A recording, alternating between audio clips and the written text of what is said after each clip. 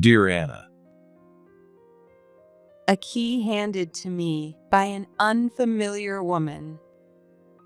Inside an unknown apartment was a single envelope addressed to me. As I read the letter penned in my husband George's distinctive handwriting, the world before me blurred. In that empty room, I cried aloud for the first time since George passed away. I am Anna, a 40-year-old part-time homemaker.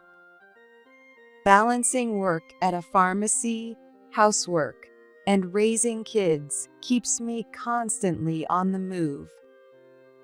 We have 2 children, our son and daughter. Our son, Bill, started elementary school this year. He's a spirited soccer kid, small for his age, but brave enough to take on older boys. Our daughter, Elizabeth, is in preschool and a bit of a clingy sweetheart, often shedding tears at drop-off. However, she has a kind heart and loves looking after younger kids. My husband George, the father of our children, was my classmate in college. He had a gentle nature, avoiding conflict, and always watching over me and the kids warmly. But there were people who deeply scarred George's kind heart. Those people were George's own parents and sister. One weekday evening, as we were finishing dinner and preparing the kids for bed, George's mother, Barbara, and sister, Abigail, barged in unannounced. Hey, George. There's a concert for my favorite artist in Houston next week.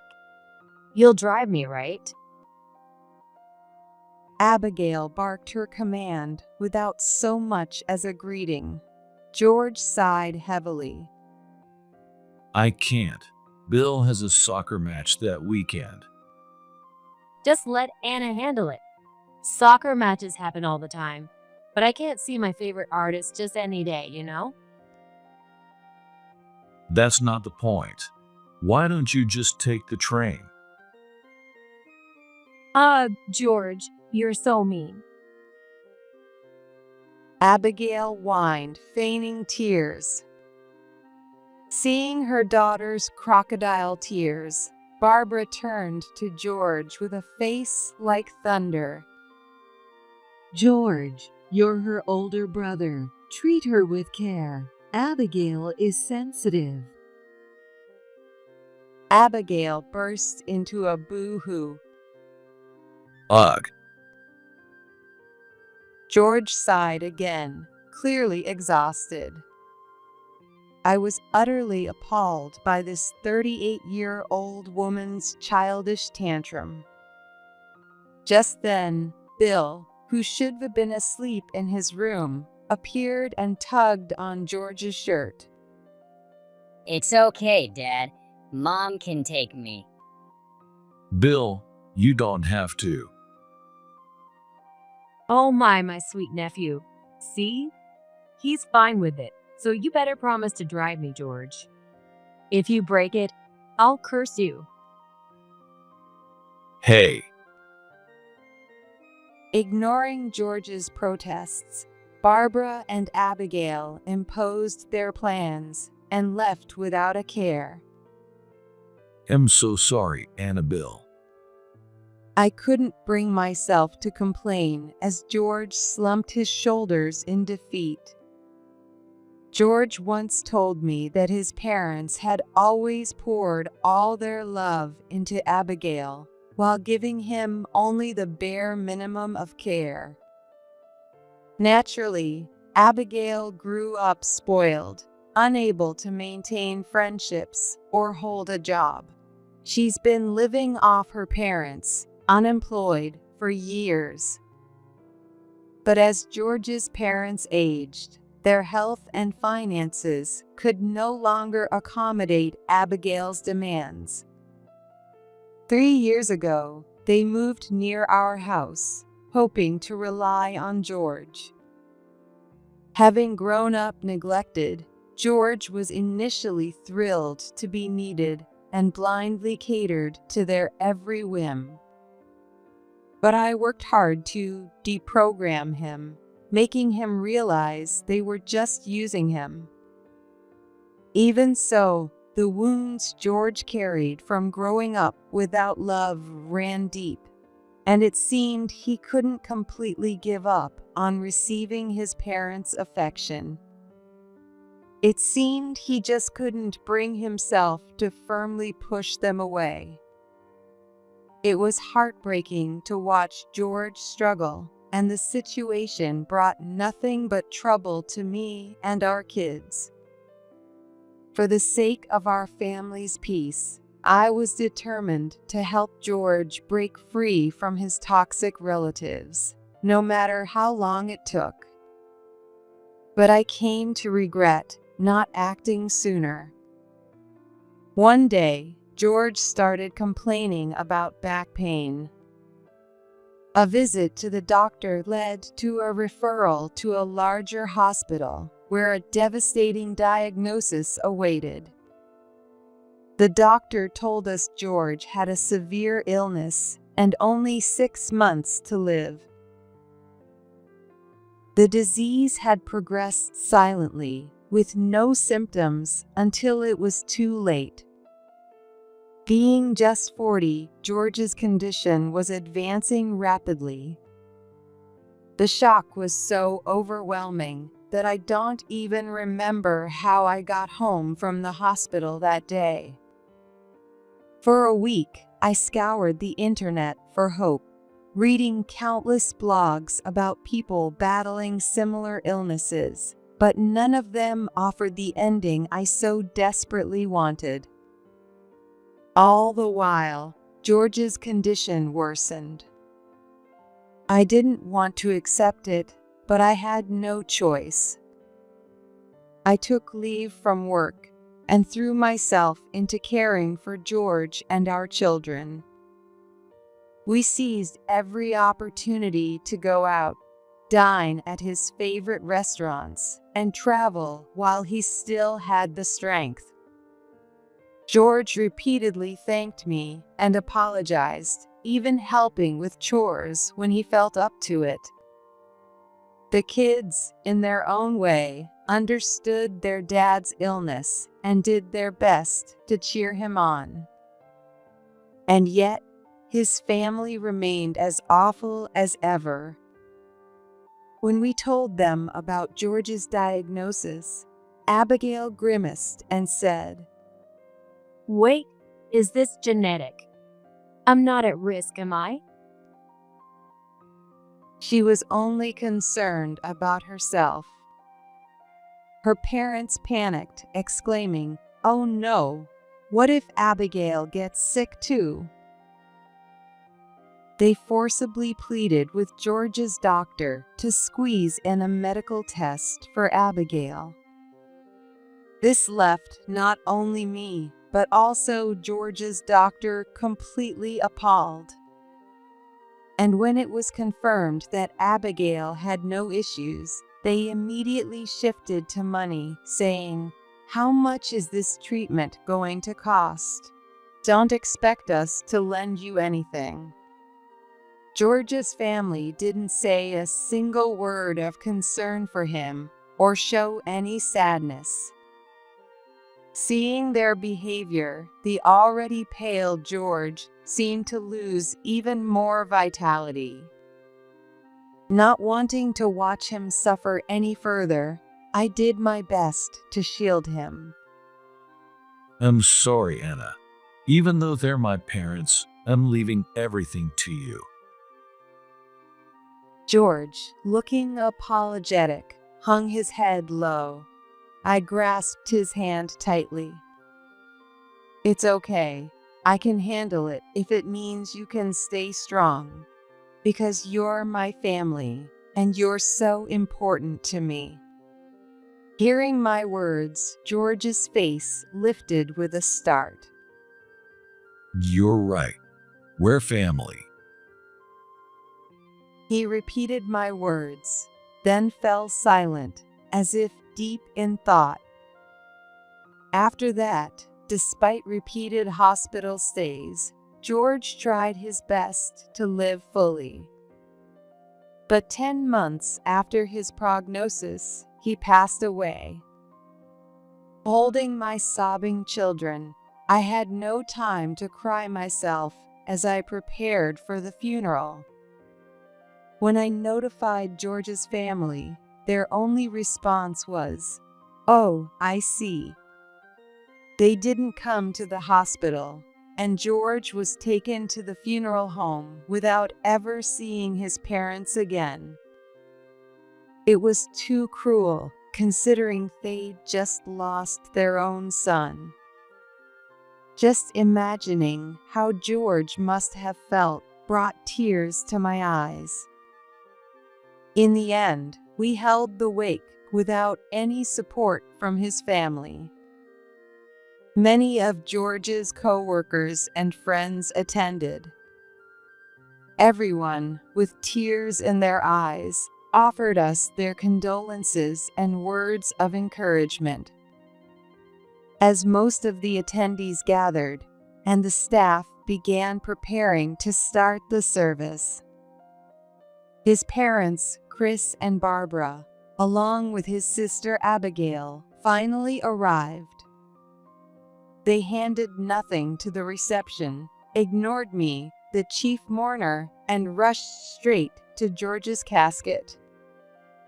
George, how could this happen? He was only 40, just 40 years old. George, don't leave me behind.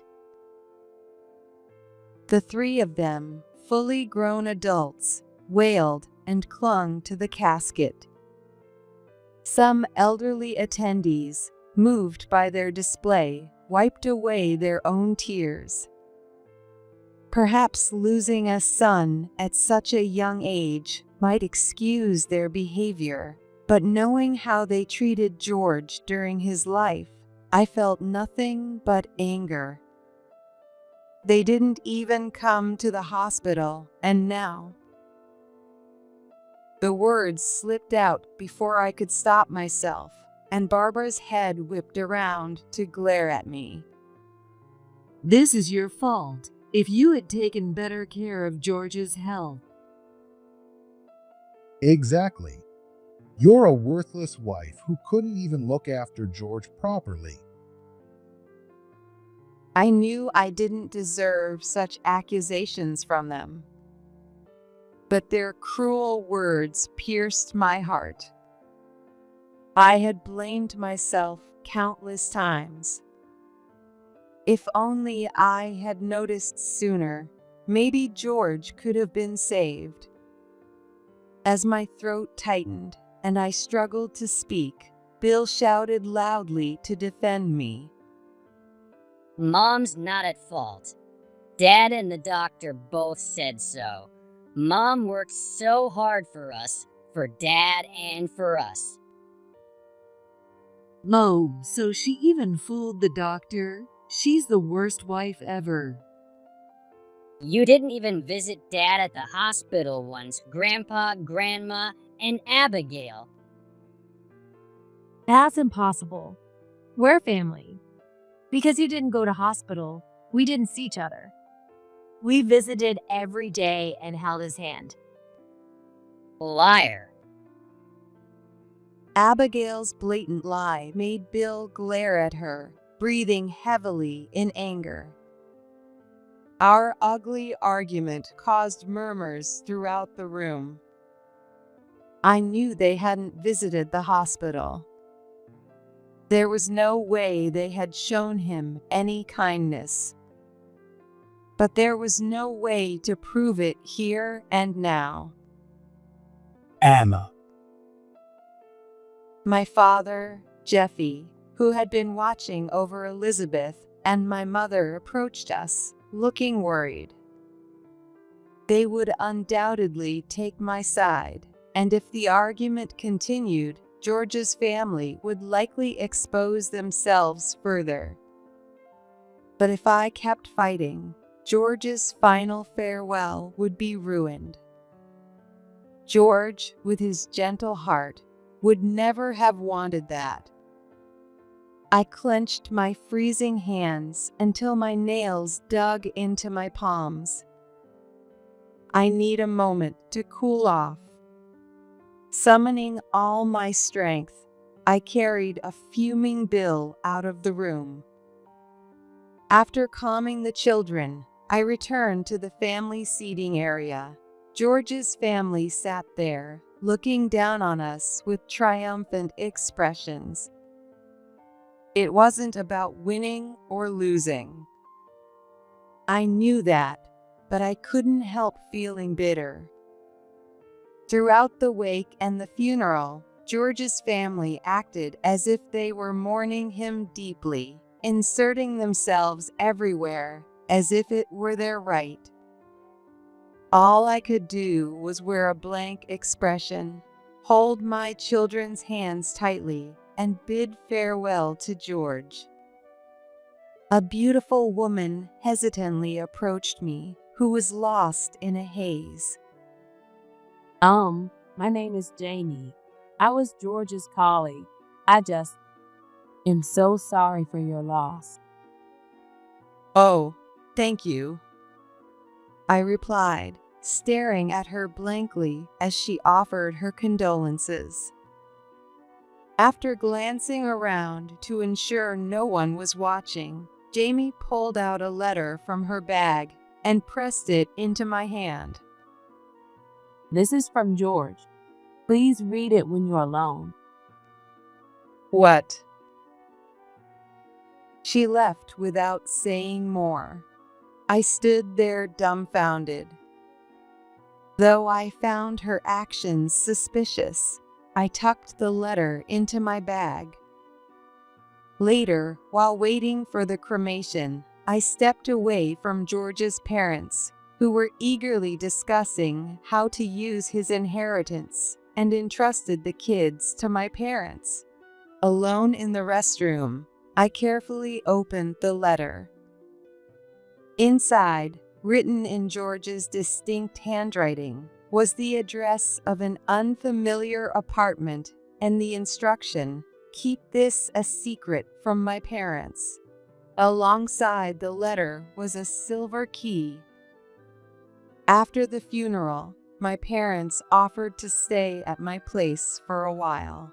Grateful for their help, I focused on sorting through George's belongings and dismantling the hospital bed we'd set up for him.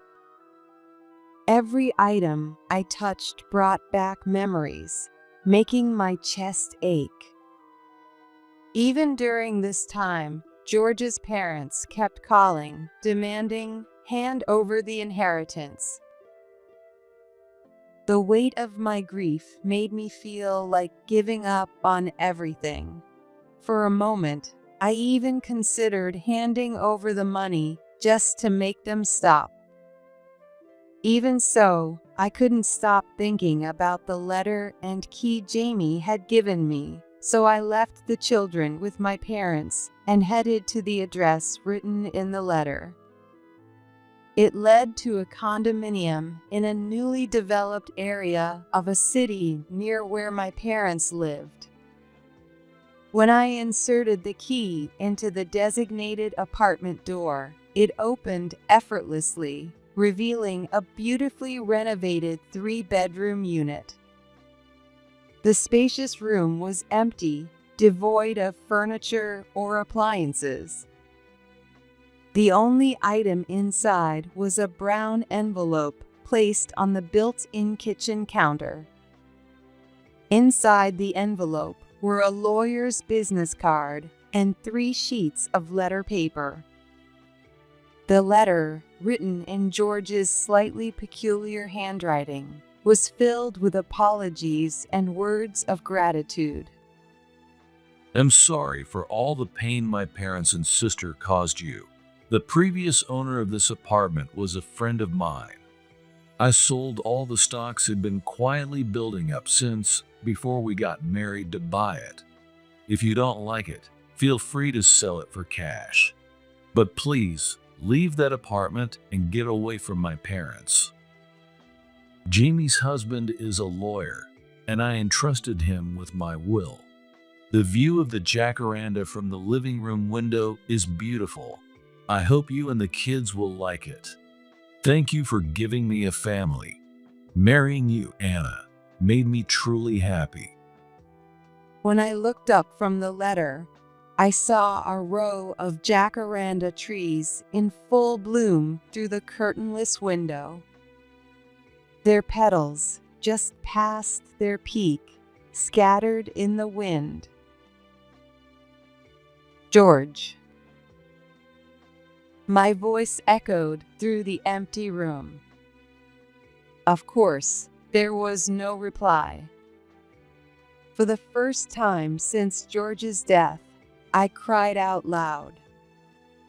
When I returned to the apartment with swollen eyes, I found my parents and George's parents arguing outside the door.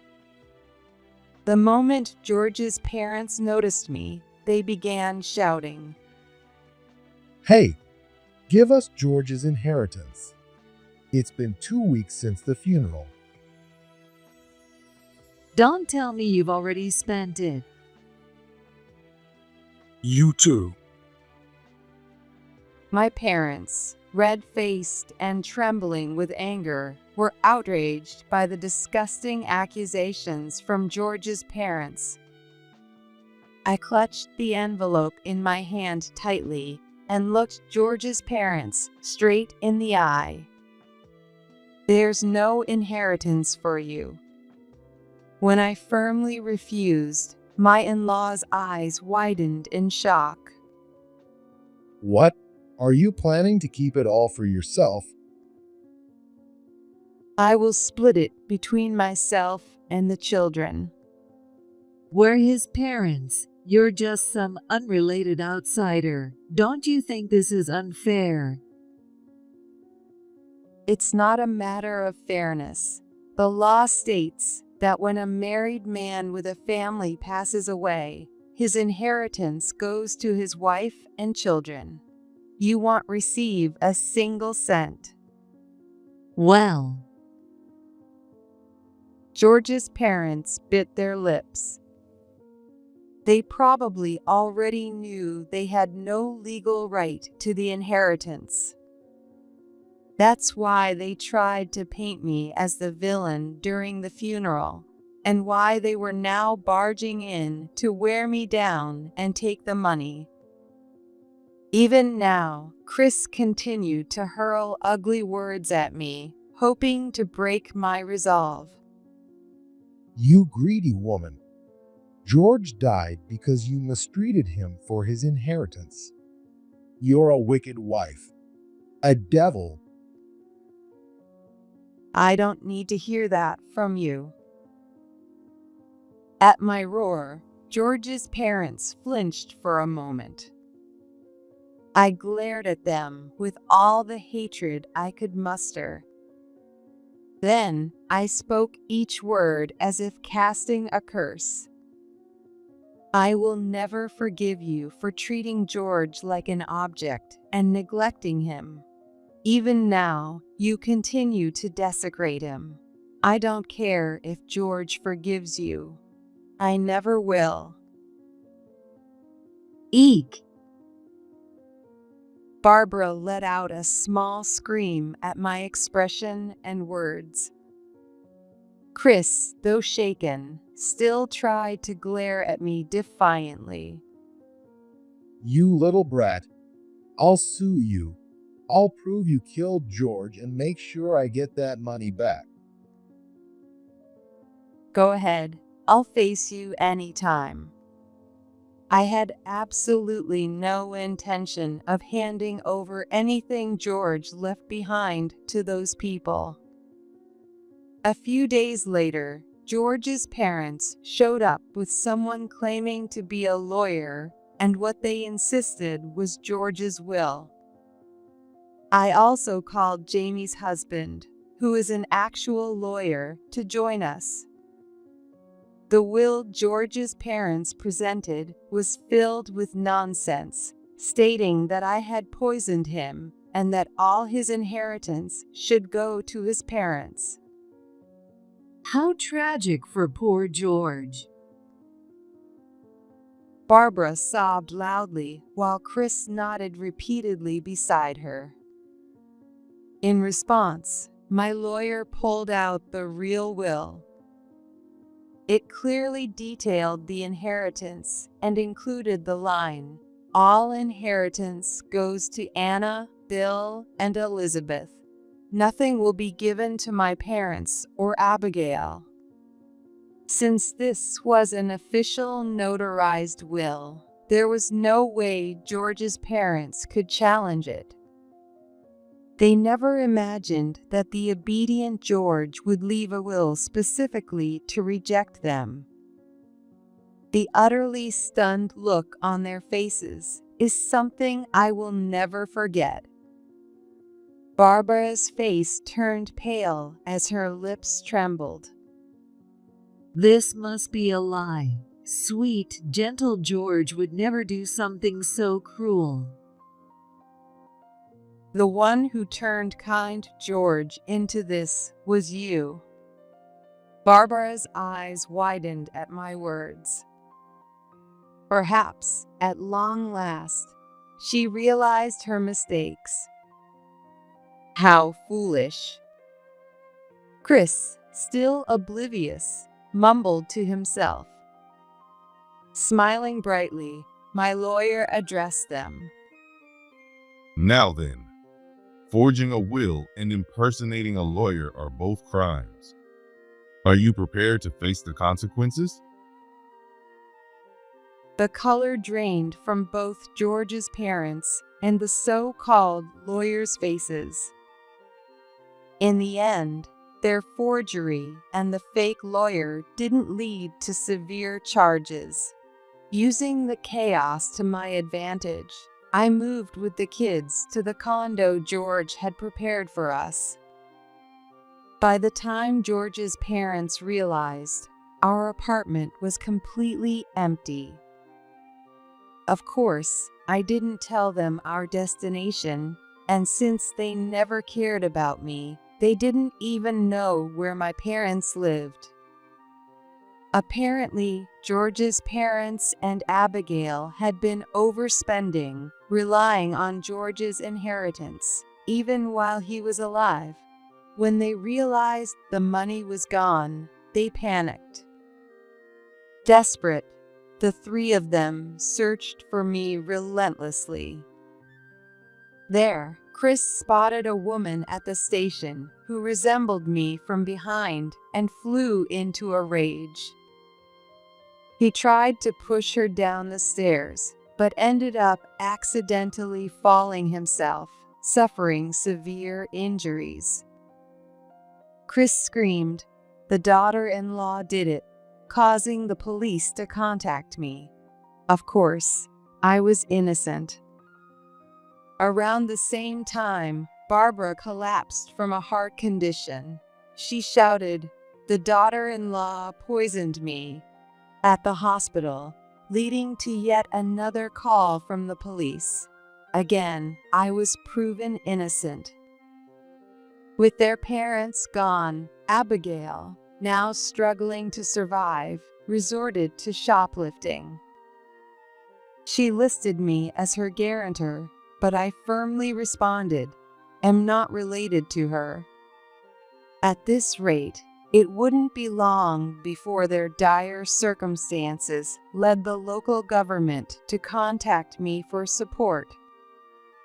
To avoid this, I filed for the dissolution of my marriage to George. It saddened me to sever the legal bond, but the love and memories we shared as a couple would never disappear. Even if the law no longer recognized it, as long as I believed George was my family, I knew he'd be smiling down at us. And so, I watched as George's toxic family spiraled into ruin and started a new life with my children in the condo George had left for us. 3 years later, I now work full-time at a local pharmacy and live peacefully with my kids, who are now in elementary school. Though I've grown accustomed to life without George, moments of loneliness still creep up unexpectedly. A year ago, a new family member joined us. It was a tabby kitten with golden eyes, whom Bill found abandoned in the condo's parking lot. We named her Moran, and she became part of our family after Bill brought her home. Maran, dinner time. Meow. Marin, let's sleep together. Meow. Every time we call her name, Moran responds and rubs against our legs, melting all our hearts. Moran seems to be a pacifist, disliking conflict. Whenever the kids and I argue, she appears out of nowhere and gently presses her paw against our mouths. It's as if she's saying, "No fighting." With such gestures, we can't help but smile. And we forget whatever we were arguing about. She doesn't like fighting. Just like Dad. Elizabeth said, her cheeks softening into a smile. Maybe she's Dad's reincarnation? Bill joked, half serious. I don't believe much in reincarnation, and even if it were real, it seems too soon. But I've heard stories of beloved pets returning to their grieving owners in new forms. If George came back to us disguised as a cat, I can almost imagine him struggling to fit into a cat costume. The thought made me burst out laughing. Reincarnation or not, George will always be the most beloved dad in the world to us, and Moran will always be a cherished part of our family. I'll treasure the peaceful life and the family George left behind for us. See you later. See you later. At 7 a.m. on a weekday morning, the kids dashed out, busy getting ready for school, as they called out to George's photo on their way out the door. See you later. I also spoke to George, smiling in his photo, as I opened the door. By the window with its beautiful view of Jacaranda, Moran was curled up. She let out a gentle meow.